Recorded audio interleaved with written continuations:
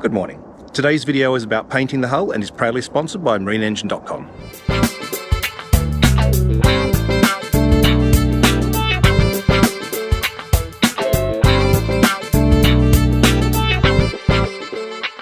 What I'm going to do first is give the whole hull a wipe with this wax and grease remover.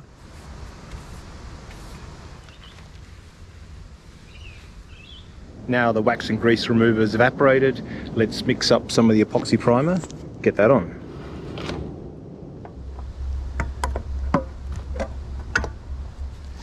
Alright, just stir this base before we measure it out.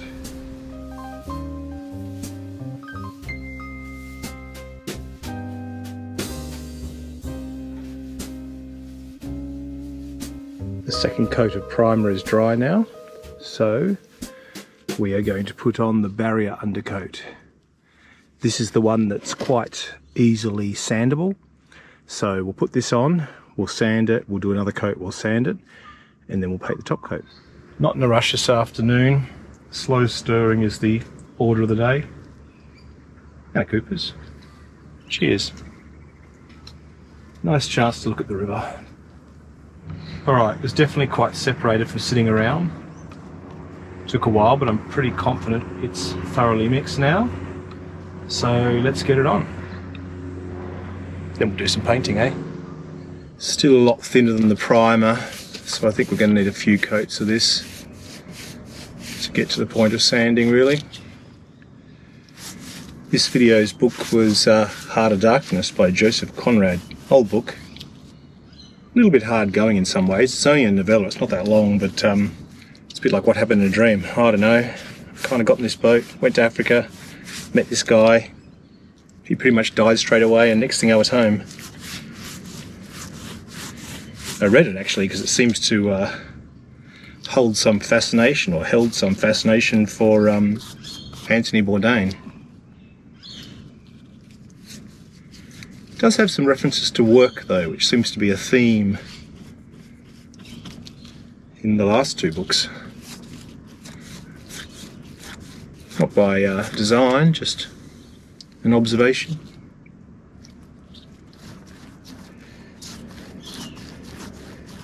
Telling you about these books feels a bit like committing to reading one each video now, which isn't necessarily a bad thing. Save me from doom scrolling my life away.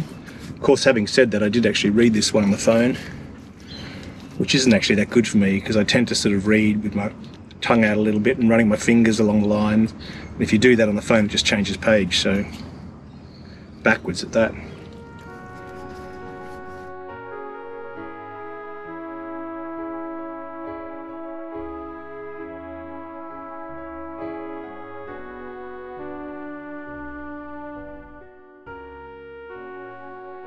This first coat of barrier coat's dry now. I'm actually going to sand it before putting the second one on, and I have a theory about that. What I'm thinking is wherever I've got high points, the brush is more likely to get paint on and actually make it worse, rather than going into the low sections. So I figure by sanding between each coat, I'll, you know, help smooth it out even more. Not super worried about the lower part of the boat because it's going to be anti-fouled, but I will focus more on the top sides, which are going to be an enamel.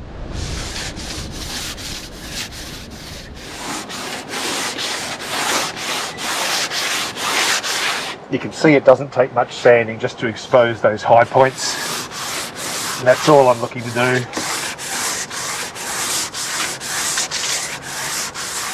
As a complete change from E2K, I went out on the weekend and gave Adrian a hand doing a little bit of welding on Mammoth. He's been working on that, you know, pretty much each weekend he can get down there. It's getting close, but he has decided he's got enough on with his trucks, etc., that he'd like to sell this hull. So if you want a 40-foot steel hull that's had a lot of work done to it and is actually in survey, let me know. You went up a little, down a little bit, yeah. Down a little bit. A little bit more controllable. Bit controlled, yeah. It wasn't so fast, yeah. For that one. Yeah. Oh, caught in the hinge. Oh, it's a nice. Yeah. Smells nice. Like the smell of burning epoxy. Burning epoxy and burning grease and oil that's in behind it. Yeah.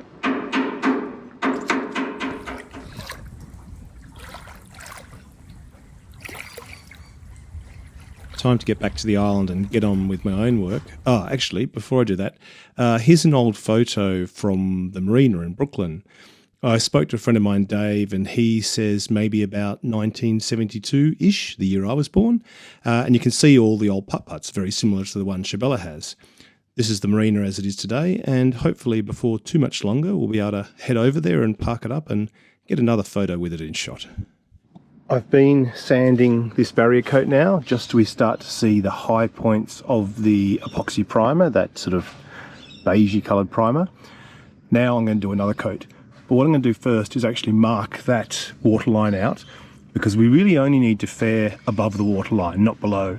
No point fairing where the antifoul is going to be, so let's do that next. That confused look on my face is me trying to interpret all those lofting marks I made on the piece of paper you can see near the masking tape. I'm essentially counting down the planks based on various lengths along the hull, and then I'm going to run a string line along there and see how well they match up. I'm kind of winging it, you know. We'll see.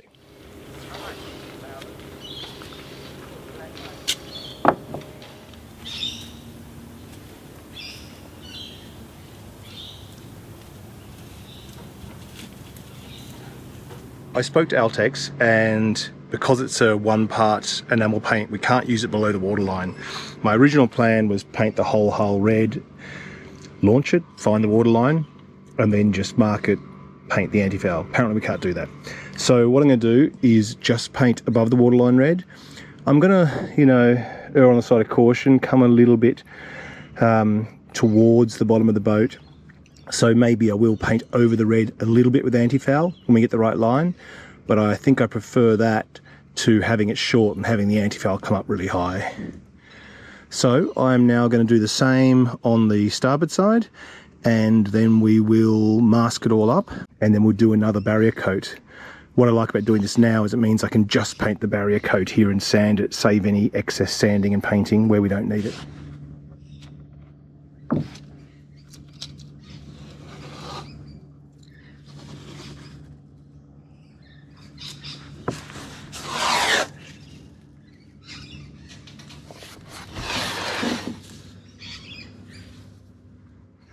According to this waterline, it is actually quite a shallow draft boat, but oh well, it's not the end of the earth if it's not 100% correct. We can always adjust at the first slipping. I think in hindsight, maybe I would have gone with a 2-pack topside that could be used below the waterline too, just to simplify things, but here's what it is.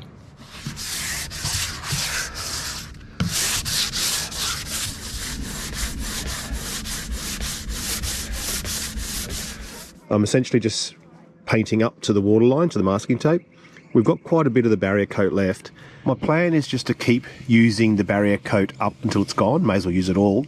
It's quite a rough finish in the boat in places, but Chabela and I agreed that we're not really after a mirror finish. We don't want it to look like a boat that's come out of a factory. It's still an old boat. We want it to look like that, but still have a nice finish too. We're trying to find a sweet spot. So I'm going to do a bit of sanding, painting, sanding, painting, until we run out. While I'm sanding, I'm just lightly going to the high spots show up, stopping. Then we can paint some more barrier coat on, build it up again. So very little sanding at this stage.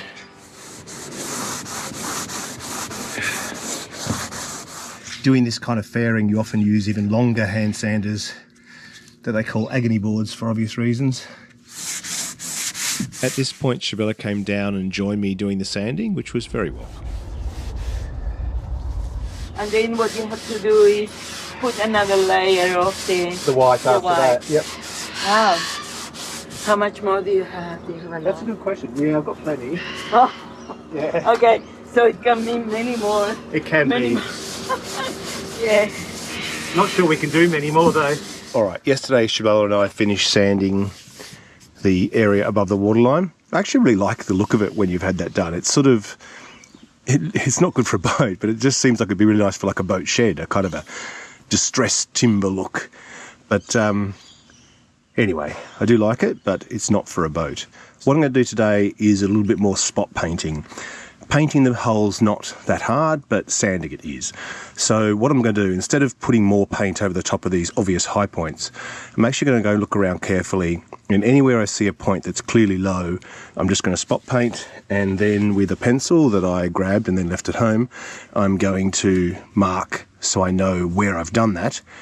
Then I'm going to come back when it's dry, put a little bit of a guide coat over it and sand it back. So that is the plan. All right, I'm going to go find a new pencil and we'll get going. So you can see here, there's a few low spots here. I'm going to give that a little bit of a paint, mark it with a pencil, then we'll come back and sand just that spot.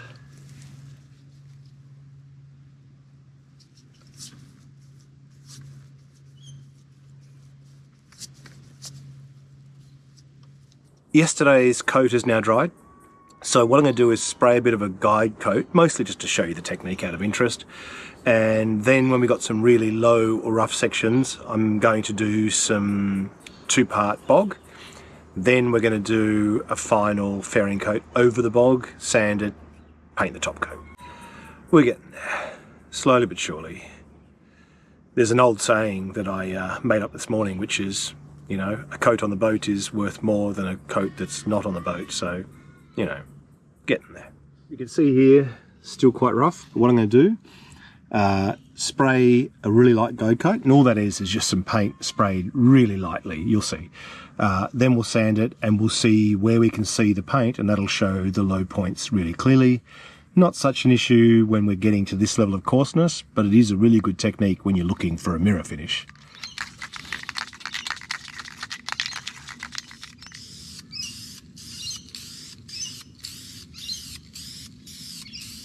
Okay, you can see how lightly that's on, not much at all. We're just putting a bit of colour mostly everywhere. Then I'm going to let that dry for a moment so we don't just smear it when we sand, and then I'll show you what happens afterwards. This is relatively dry now. It's a warm day and it's a very light coat, so it didn't take long, 15 minutes. Let's give it a sand and we'll see the end result.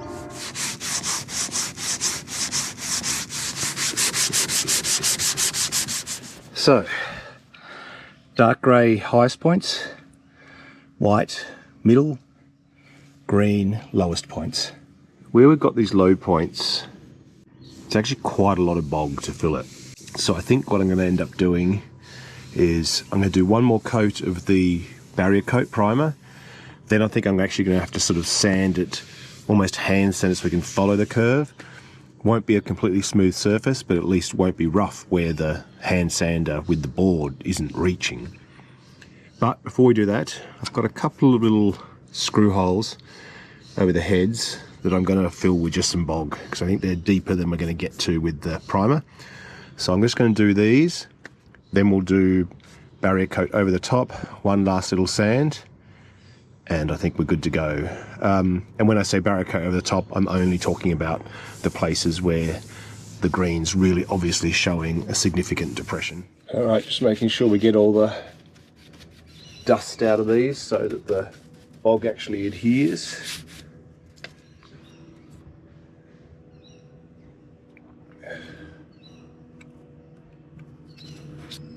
I'm not going to go nuts with the bog on the hull, although it is tempting, I've got to say. I should go get my bigger applicator. But just because it's the bow and high up, I think it's just one area that's going to be really visible.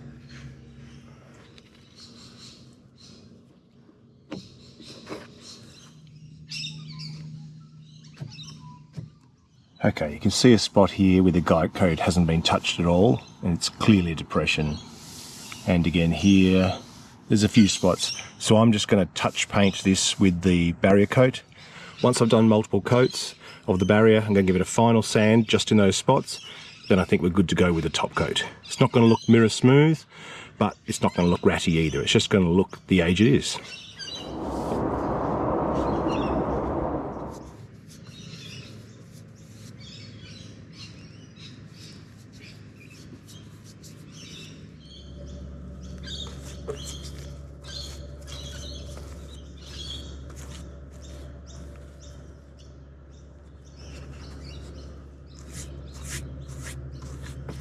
We are getting very close now to putting the top coat on. You can see here the guide coat's a bit dark here. There's a bit of a ridge that means the sander doesn't come down here, but I think I'm chasing my tail now. If we were going for that perfect, you know, vintage car restoration, it wouldn't be good enough, but for a old style putt-putt, I think it's almost perfect. Bit of character, but not looking ratty, you know. So I think it's time to do some painting for a change. Top coat this time. In a moment, Chabella's going to come down and join me for that first little bit of top coat, so I'm just going to get it stirred, get ready, so that when she's here, we can get started. Using Altex paint again, and this one's their Regatta Gloss Enamel Bengal Red. Ooh, it's not too bad. I don't know how much we're actually going to need. That's, yeah. Okay. Wow. One for you, one for me. You ready? Ching.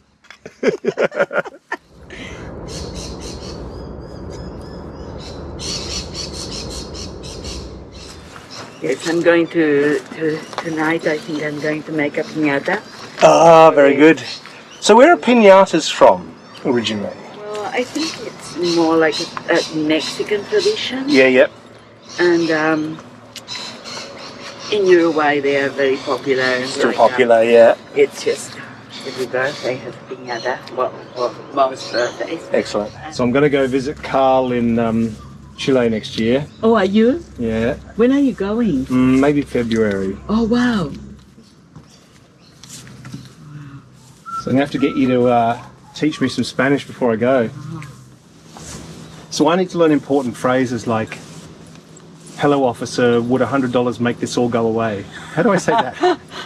You know, I think if I learn those things, I'll be fine. You know what that is called? Like a bribe? Yeah. What's it? The word for bribe? Yep. Coima. Coima with an M? Coima. Coima. Oh, well, that's not, I can remember that more easily. Yeah, so I might do a really light sand. You get like really fine grit sandpaper, and just if there's any runs or anything, which is me because I probably put it on too heavy sometimes, and then yeah, do another one. Yes. By the weekend, by the party, it'll be looking amazing. Yes. Then we got to organise the working bee to spin it over. Yes. Yes. Oh wow, this is amazing. It's getting there. Sorry, it's not very warm.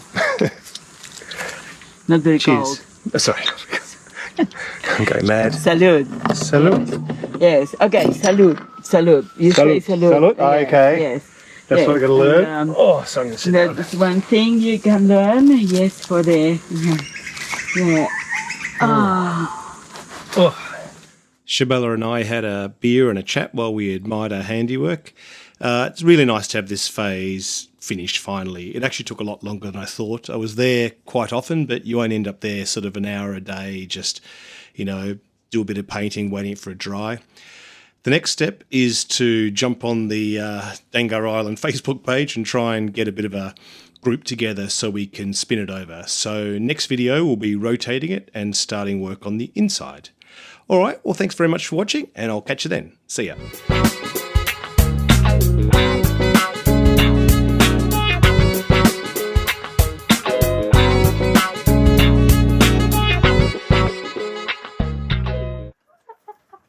Have a look at your face.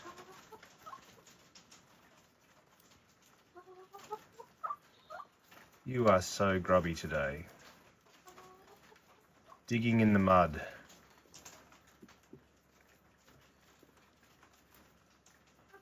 You're a mess. Alright, I'll get you some seed anyway. Stand by.